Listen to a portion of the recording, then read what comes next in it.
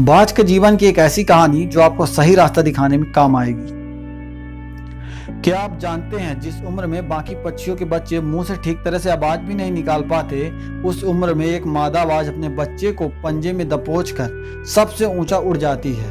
मादा बाज अपने बच्चे को 12 किलोमीटर तक ऊपर लेकर उड़ जाती है, जितनी ऊंचाई पर हवाई जहाज उड़ा करते हैं। यहाँ से शुरू होती है उस नन्हे बच्चे की कठिन परीक्षाओं की दुनिया में इतनी कठिन परीक्षा किसी दूसरे पक्षी की नहीं होती।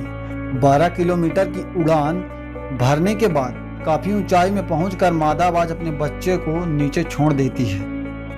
लगभग 2 किलोमीटर तक गिरते समय उस बच्चे को ये तक नहीं पता होता कि उसके साथ क्या हो रहा है। जब वह 7 किलोमीटर तक नीचे आ जाता है तो उसके जकड़े हुए पंख खुलने लगते हैं और 9 किलोमीटर आने तक उस बच्चे के पंख खुल जाते हैं और वो पहली बार पंख फड़फड़ाता है, लेकिन अभी पंख मजबूत न होने की वजह से वह उड़ नहीं पाता। अब वह जमीन पर लगभग गिरने ही वाला होता है, तभी उसकी माँ उसे गिरने से पहले ही पकड़ लेती है और उसे बचा लेती है।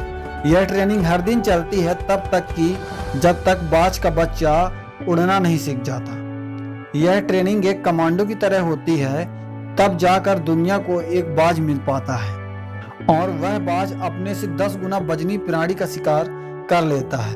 बाज कभी छत की मुडेर पर नहीं उड़ते, वो हमेशा आसमान की बुलंदियों को छूते हैं। दोस्तों, अगर आज जीवन में कठिनाई है, खराब परिस्थिति है, किसी की डेथ हो गई है या कोई छोड़कर चला गया है या किसी काम में फेल हो गए हो, तो उदास मत होइए। भगवान भी आपको हालातों से लड़ने की ट्रेनिंग दे रहे हैं। याद रखना, जिस दिन यह ट्रेनिंग पूरी हो गई उस दिन आप इतने मजबूत हो जाओगे कि आपको दुनिया की कोई भी ताकत हरा नहीं पाएगी और आप अपनी फील्ड में कामयाबी के ऐसे झंडे गाड़ दोगे जो आज तक किसी ने नहीं गाड़े होंगे। याद रखना, भगवान भले ही आपको कैसी भी कठिन परिस्थिति दें, लेकिन आपको ट्रेनिंग में कभी न गिरने देंगे न कभी कोई चोट आने देंगे, बल्कि वो आपका हमेशा साथ देंगे। दूसरी सीख इस कहानी से ये मिलती है, आप अपने काम में तब तक प्रैक्टिस कीजिए जब तक कि आप अपनी फील्ड के मास्टर नहीं बन जाते।